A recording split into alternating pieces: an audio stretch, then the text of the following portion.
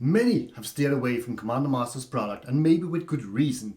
We cancelled our collector box, but was that a good move? Let's see what the data says. Commander Masters has turned out to be a very risky product to open. It has been falling in terms of the sealed product, but also in terms of the singles prices. So this is of course a great thing for those players getting some cheap cards, but it is also at the detriment of the LGSs who are trying to make a livelihood out of selling Magic the Gathering products. In this video, we have collected a lot of data and we're going to be looking at some of those openings, the pull rates, and all the cards and their value to see was it worth it to buy a collector box from Commander Masters. But before we dive deep into all the data, we're going to give you a little preliminary outline. So, we have looked at 65 Commander Masters collector box openings, and we've recorded all the mythic cards being pulled, and we've recorded all of the free cycle from the Ikoria Commander decks also. But we have not recorded all rares. We have missed, of course, some of the medallions and also the Cyclonic Rift that are some kind of expensive rare cards in the set. But our list of data just got simply too long and it was a lot of a hassle to do it. So we had to draw the line somewhere, and we drew the line between all the mythic cards and the free Commander Rare cycle. So we operate with the prices from the 4th of August. And of course, these are the pre-release prices and they are high.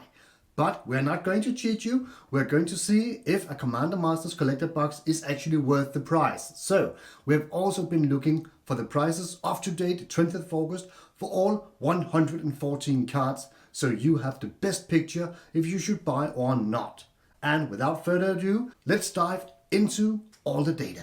Alright, so as already mentioned, we have looked at 65 collector box openings. And in these 65 boxes, we saw 244 mythic cards being pulled. That gives you, on average, 3.75 mythic cards per collector box. And also, well, we saw some textured cards, but not as many as we could have hoped. We saw 10 textured cards in all the openings, and that averages 0.15 textured cards per collector box, or just around 15% of all collector boxes having a textured card in them. And no, unfortunately, we did not see any Lotuses in the textured variant, but we did see a lot of Ursas because Ursa was the most pulled textured card, with 3 textured cards being pulled in the 65 boxes. Speaking of Ursa, he was the most pulled card with a total of 17 pulls of Ursa in the many different variants, including the 3 textured cards.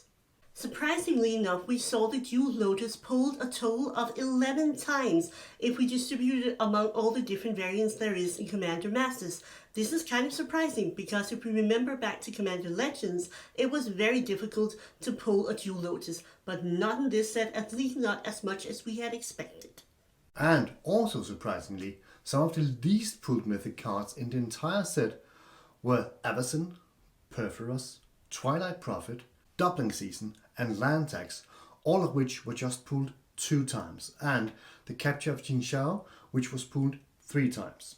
So these were the most elusive mythics of all the openings. What was not so elusive, luckily, was that the free cycle Ikoria Commander cards were actually pulled a lot, so if you're out to get those cards, the Commander boxes might just be the right boxes for you, because spread across all the variants, these were pulled between 13 to 20 times, so there should be a great chance to get some of the free cycle cards from the Ikoria Commander decks if you buy a collector box from the Commander Masters. But of course, you should just always buy singles, even though that these cards are actually holding their value kind of well.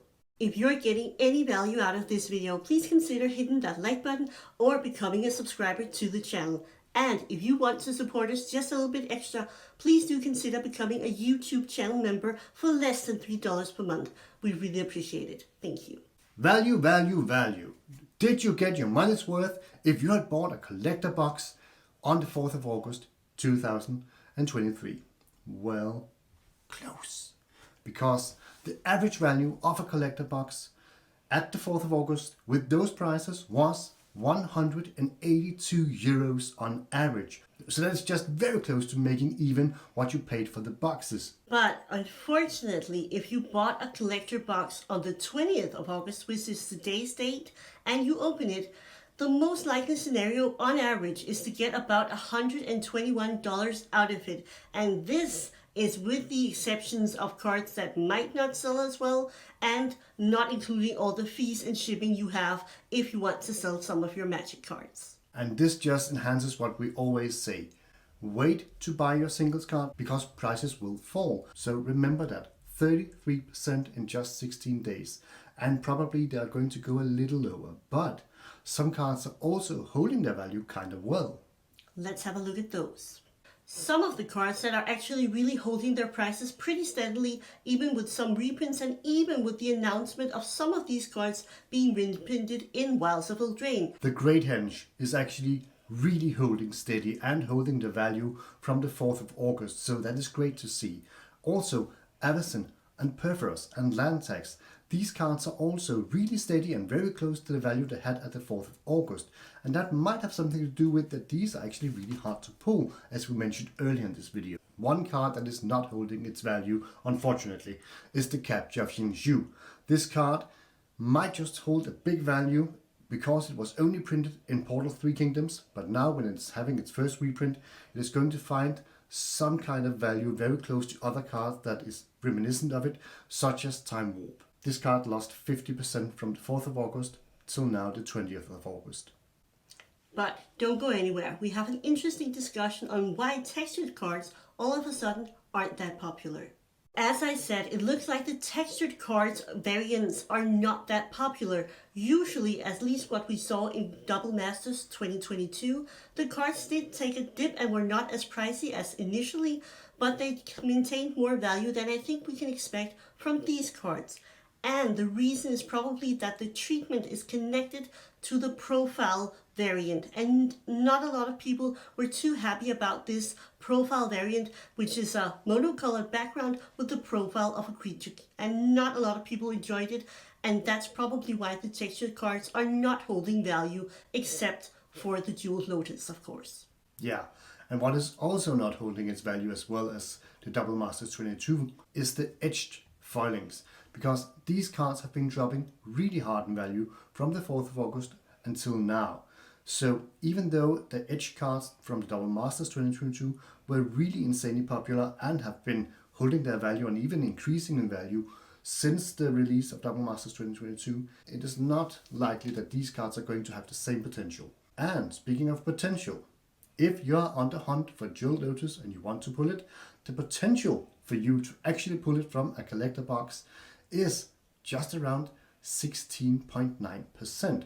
So 16.9% of all the collector boxes we saw had a Jewel Lotus in them. So happy hunting. But don't go out and buy your collector boxes quite yet. 65 collector boxes is a lot to sit and record, but it is not statistically valid, which we are well aware of. But it does give at least some indication, and especially the price comparison between the 4th of August and until now the 20th of August is very interesting to see how much prices can drop actually in only 14 days. If you want to check out a video about the Wilds of Eldraine and what cards we find particularly interesting in this set, including that really spicy bonus sheet, please check the video up right up there. And on that note, thank you for watching, and also a big shout out and thank you to our YouTube channel members. You are great and you are helping this channel grow and thrive.